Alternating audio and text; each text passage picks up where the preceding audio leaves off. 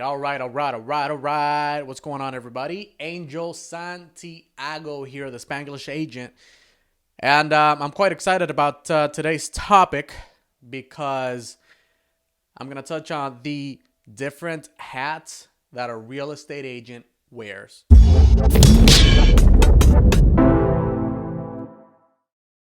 And this is going to be a 2-video series because there's two main hats that a real estate agent wears. And those are that of a buyer's agent and a seller's agent. There's some agents that specialize and only work the selling side or only work the buying side. But really, at the end of the day, me personally, I do both. I don't, I'm just here to help anybody who wants to buy or sell real estate because that's what I do. That's my career, right? So some people do specialize. I help anybody who needs it. All right. Now, before we get into the meat and potatoes of this video and this conversation, I do want to give a big shout out to my boy, Leo Activado. Let me tell you, this guy helped me out so much with figuring out the whole setup for the podcast / video recording. That I'm hugely grateful for him. And not only that, but he was the person who inspired today's topic because when he was helping me out, he asked me, he said, look, Angel, you're in the real estate business. I'm in the marketing business. He's a master, by the way. If you need anybody for some social media content marketing, this is your guy. So he says, Angel, what does a real estate agent do for their clients? That's a good question. We discussed them. I explained thoroughly. And he said, wow, like you've talked about so many things that I didn't even think about. That's fantastic. And like I said, I'm super grateful because he helped me set this up. Now, marketing and he's got a pod show along with my other buddy, Miguel Cacique. They're hilarious. It's in Spanish. It's a Spanish pod show called Brutalmente Honestos. I'm going to link them both individually there and also their pod show link tag so you guys can go follow them and show some love. All right, so buyer's agents. Let's start with those. Stay tuned for my next video because that one's going to be on the selling side. So a buyer's agent. A buyer's agent is somebody who's licensed in the real estate industry to assist you with the purchasing of property. Very likely the purchasing of your home. And that's a big thing. That's a big thing because for most people, that's the biggest transaction that they're ever going to effectuate. The biggest transaction of their lives. So what happens? When you and I sign a buyer's agency agreement, we enter an agreement that I'm going to represent you. I'm going to act if I was you, your eyes, your ears, in the process of buying a house. Why? Because I specialize in that. You might do whatever your career is, and you're fantastically good at that. But me, I specialize in the process of buying or selling properties, homes, investments, second homes, vacation homes, whatever it is.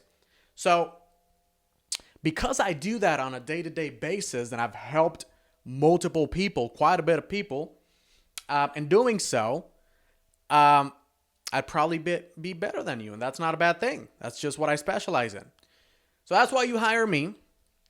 And before we get into the whole process, there's got to be a consultation with a lender. And if you're like most of my clients, you don't really have a connection in the industry. So me having worked so many transactions before, I have helped other people connect with lenders. And fantastic lenders, by the way. Look, if when you work with somebody who I recommend, this is somebody who I've worked with before. So I know they're diligent. I know they're great with communication, which is essential throughout this process. And I know they're responsible. Something that is imperative that a lender has is great communication and diligency. Why? Because this is the person who's going to be assisting with the loan for the purchase of your home. There's deadlines.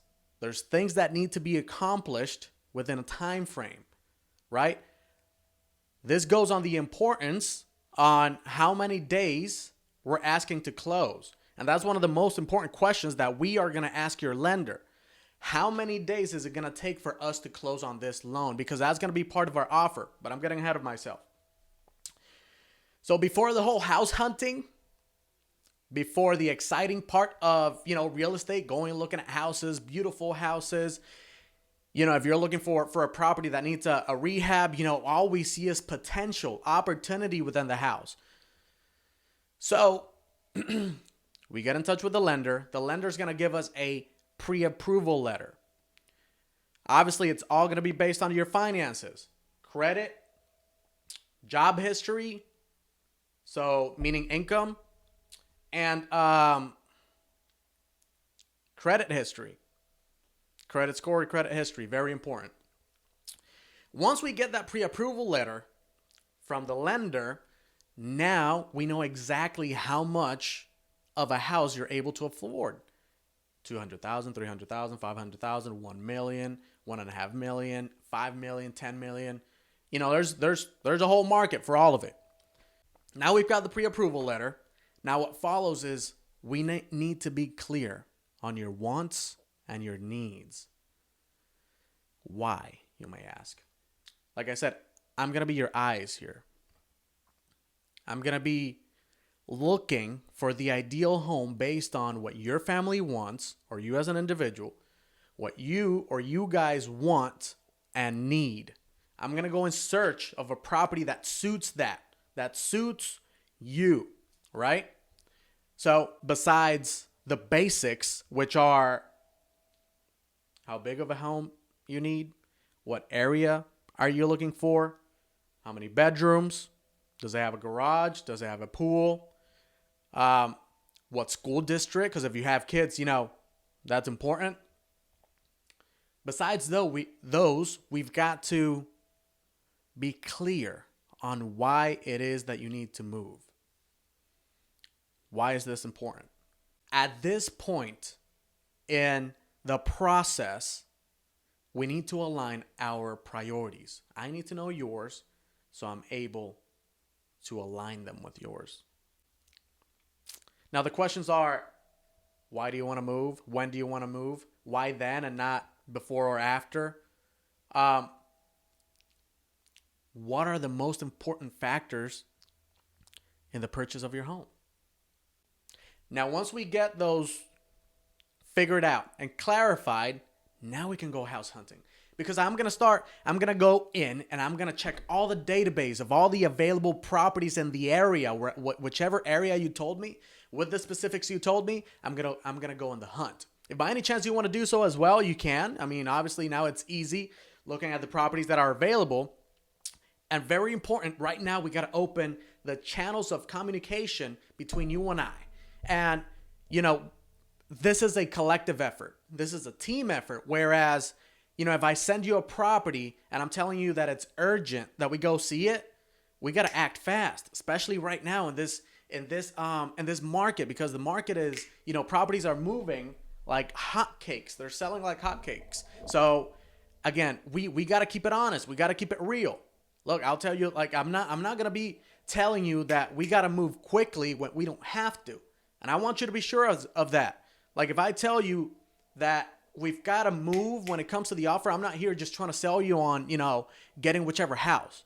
Again, I'm going to tailor this, and I want this to be completely about you, about your wants and your needs. So if I tell you that we got to act quickly, it's because I mean it, not because I'm trying to push some false sense of urgency. All right? Let's be clear on that. Because once we find the one, it's all about putting together the offer. All right. So I'm going to be contacting the seller's agent, and finding out what their wants and needs are. What's most important to the seller? Is it to get the most money possible? Is it to close as quickly as possible? Is it to get a clean offer with, very few contingencies? Is it the type of financing? Are they leaning towards a cash offer or a higher down payment at all? That's information that I gotta find out, because based on that, we're gonna craft our offer. Okay. And this is where the fun part comes in. The whole process, man. This is the this is the step that every agent loves, and it's paperwork. You got it, paperwork. But you need not to worry a thing, because that's what I'm here for. I'm here to handle all the paperwork, all the negotiation, and all these steps that I'm taking for you not to have to do. You are in all of your right to go ahead and not use a realtor whenever you're purchasing a property or selling a property. But then all of this responsibility that I'm taking on, that's on you. And that's perfectly fine if you're somebody that knows how to do it and knows how to read contracts and knows to keep up deadlines and knows to maintain communication ongoing very frequently with all these parties, including title company and lender, right? So if you're somebody who, is on top of that, then fantastic. You could do it yourself. But if you're not, that's what I'm here for. So I'll take care of making the offer on the agreed upon terms that we discuss. And then, if the offer is accepted, which is fantastic, I'll go ahead and handle communication with the lender and the title company, meeting deadlines. So at this point, we are on a time frame to finish everything and to close on the proposed closing date, right? So that's what I'm here for, to keep you going, keep the lender going, and keep the title company going to make sure everything goes well. All right. And that is essentially it, because it goes that way through closing. Then we get to closing day, sign all the paperwork, you get your keys, and you've got a nice, new, beautiful home. So that's it, my friends. Thank you very much for watching. I hope this video was valuable to you. The only reason I'm doing this is because I want to bring value to you, right? For you to know more about an industry and for you to be clear on how it is that I work, or I would work with you if you were my client, all right?